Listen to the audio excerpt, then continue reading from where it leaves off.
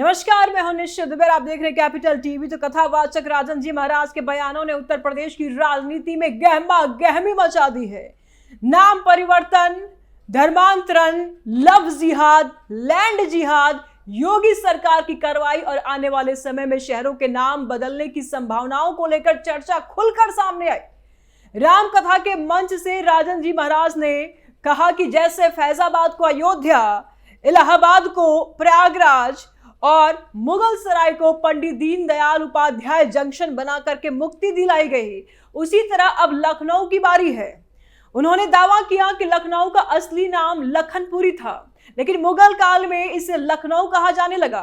राजन जी महाराज के अनुसार अब तक उत्तर प्रदेश की सत्ता में योगी आदित्यनाथ है, जिन्हें उन्होंने योगी बाबा कहकर संबोधित किया, तो नाम परिवर्तन जल्द ही संभव है। नाम बदलने की राजनीति का इतिहास। उत्तर प्रदेश में नाम परिवर्तन कोई नई बात नहीं है। फैजाबाद का नाम बदलकर अयोध्या किया गया, जिसे राम जन्मभूमि से जोड़कर देखा गया। इलाहाबाद को प्रयागराज कहा गया, जो संगम और प्राचीन धार्मिक पहचान से जुड़ा है।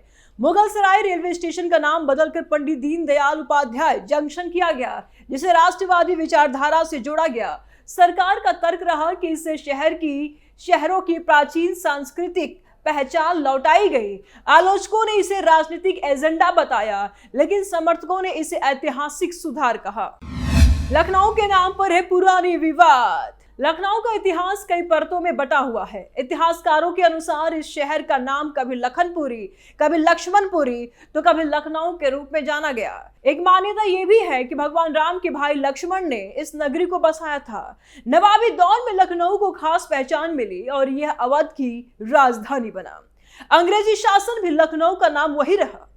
अब एक बार फिर से ये बहस तेज हो गई है। क्या शहर का नाम बदल करके कुछ और रखना चाहिए? क्या शहर का नाम बदला जाना चाहिए? कुछ लोग कहते हैं कि नाम बदलने से सांस्कृतिक आत्मसम्मान लौटेगा, जबकि कुछ का मानना है कि इससे सिर्फ राजनीतिक ध्रुवीकरण होगा। वह दूसरा पक्ष यानी कि मुस्लिम समुदाय में इस बात को लेकर के हड़कंप मचा हुआ है। योगी सरकार ने 2017 से अब तक कई शहरों, कई जिलों, कई गांवों और रेलवे स्टेशनों के नाम बदले हैं, जो मुख्य रूप से हिंदू सांस्कृतिक विरासत को बहाल करने और मुगल या इस्लामी प्रभाव वाले नामों से मुक्ति दिलाने के उद्देश्य से किए गए हैं। इनमें से कुछ बदलाव आधिकारिक रूप से लागू हो चुके हैं, जबकि कई प्रस्ताव विचाराधीन हैं। सबसे प्रमुख बदलावों में से एक इलाहाबाद से प्रयागराज का है, जो 2018 में किया गया। पुराना नाम इलाहाबाद था, जिसे बदलकर प्रयागराज किया गया, क्योंकि यह नाम वेदों और हिंदू महाकाव्यों से जुड़ा है। 2019 कुंभ मेले से पहले योगी सरकार ने यह बदलाव किया ताकि शहर की प्राचीन पहचान बहाल हो। यह शहर गंगा, यमुना और सरस्वती के संगम के लिए प्रसिद्ध है और पुराणों में इसे प्रयागराज कहा जाता था। इस बदलाव से जिला और शहर दोनों का नाम बदल गया, जिससे पर्यटन और सांस्कृतिक महत्व बढ़ा। एक अन्य महत्वपूर्ण बदलाव फैजाबाद से अयोध्या का है, जो 2018 में हुआ। पुराना नाम फैजाबाद था, जिसे बदल करके अयोध्या किया गया, जो भगवान राम की जन्मभूमि से जुड़ा है। योगी ने कहा कि यह मुगल प्रभाव से मुक्ति है। यह बदलाव दीपावली पर घोषित किया गया और इससे अयोध्या अब जिला और शहर का नाम दिया गया, जिसे राम मंदिर निर्माण के साथ जुड़ी पहचान भी मजबूत हुई। मुगल सराय से पंडित दीनदयाल उपाध्याय जंक्शन का बदलाव भी 2018 में किया गया। पुराना नाम मुगल सराय था, जिसे बदल करके भाजपा के संस्थापक दीनदयाल उपाध्याय के सम्मान में किया गया। यह रेलवे स्टेशन देश का चौथा सबसे व्यस्त जंक्शन है। इसे पूरा शहर और स्टेशन का नाम बदल गया, जो राजनीतिक दृष्टि से महत्वपूर्ण है। 2025 में मुस्तफाबाद से कबीर धाम का नाम बदला हुआ। पुराना नाम मुस्तफाबाद था, जिसे बदल करके कबीर धाम किया गया, क्योंकि लखीमपुर खीरी जिले के इस गांव में कोई मुस्लिम आबादी नहीं है और यह संत कबीर से जुड़ा है। योगी ने स्मृति महोत्सव मेला 2025 में घोषणा की कि नाम बदलकर सांस्कृतिक पहचान बहाल की जाएगी। यह बदलाव मुगलों के नामों से मुक्ति का हिस्सा है और स्थानीय स्तर पर स्वागत किया गया। जलालाबाद से परशुरामपुरी का बदलाव भी 2025 के आसपास हुआ। पुराना नाम जलालाबाद था, जिसे बदल करके भगवान परशुराम से जोड़ा गया। केंद्र सरकार ने योगी सरकार के प्रस्ताव को मंजूरी दी। इससे ऐतिहासिक शहर को नई हिंदू पहचान मिली। राम कथा मंच से योगी का वार। राजन जी महाराज ने अपने बयानों में मुख्यमंत्री योगी आदित्यनाथ की खुलकर तारीफ की। उन्होंने कहा कि गोरखपुर में इतना विकास हुआ है कि उनकी कल्पना से भी परे है। चौड़ी सड़कें, नए ओवरब्रिज, साफ सफाई, बेहतर व्यवस्था और प्रशासनिक शक्ति का जिक्र करते हुए उन्होंने कहा कि गोरखपुर वासी योगी जी को दिन रात धन्यवाद दें। यह बयान सिर्फ विकास तक सीमित नहीं रहा, बल्कि कानून व्यवस्था और अपराध पर नियंत्रण की बात भी इसमें शामिल रहे। धर्मांतरण, लव जिहाद और लैंड जिहाद। राम कथा के दौरान और उसके बाद हिंदू संगठनों और कुछ सामाजिक समूहों ने आरोप लगाया कि उत्तर प्रदेश में लंबे समय से धर्मांतरण, लव जिहाद और लैंड जिहाद जैसे मामले सामने आते रहे। उनका कहना है कि हिंदू लड़कियों को बहला फुसलाकर धर्म बदलवाने की कोशिशें होती है, धार्मिक जमीनों पर कब्जे किए जाते हैं, सुनियोजित तरीके से जनसंख्या संतुलन बिगाड़ने का प्रयास किया जाता है। हालांकि विपक्ष और कई सामाजिक कार्यकर्ता इन शब्दों को राजनीतिक नारे बताते हैं और कहते हैं कि हर मामले को कानून के दायरे में देखा जाना चाहिए। योगी सरकार की कार्रवाई का दावा। योगी सरकार का कहना है कि उसकी नीति जीरो टॉलरेंस की है। सरकार के अनुसार गैर कानूनी धर्मांतरण के मामलों में कड़े कानून बनाए गए हैं और दोषियों पर कार्रवाई की जा रही है। अवैध कब्जों पर बुलडोजर कार्रवाई, माफियाओं के खिलाफ सख्ती और जबरन या धोखे से धर्म परिवर्तन कराने वालों पर केस दर्ज किए जाने की भी बात सरकार बार बार दोहराती रही है। सरकार का दावा है कि इससे राज्य में कानून व्यवस्था मजबूत हुई है और आम लोगों में सुरक्षा की भावना बढ़ी है। विवाद और धमकी से बढ़ी परेशानी। रामकथा के दौरान एक बड़ा विवाद सामने आया जब राजन जी महाराज की टीम को गोली मारने की धमकी मिलने की बात कही गई।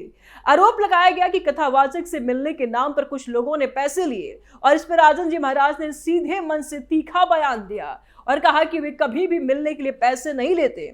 उन्होंने चुनौती भरे शब्दों में कहा, किसने माँ का दूध पिया है, आओ गोली मार के दिखाओ।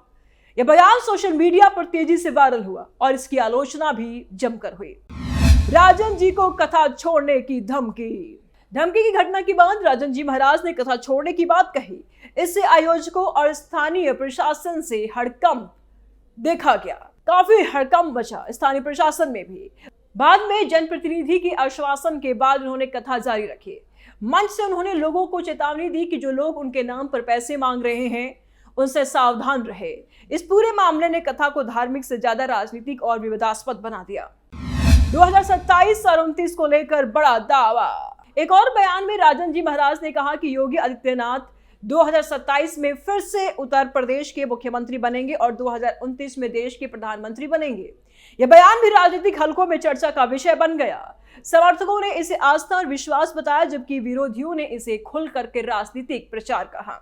हालांकि अभी तक इस प्रकार की और इस पर कड़े किसी भी बड़े विपक्षी नेता के आधिकारिक प्रतिक्रिया सामने नहीं आई है। नाम परिवर्तन की मांग तेज क्यों? राज्य में जिस तरह अयोध्या, प्रयागराज और अन्य जगहों के नाम बदले गए, उसी तरह अब लखनऊ के नाम परिवर्तन की मांग और जोर पकड़ रही है।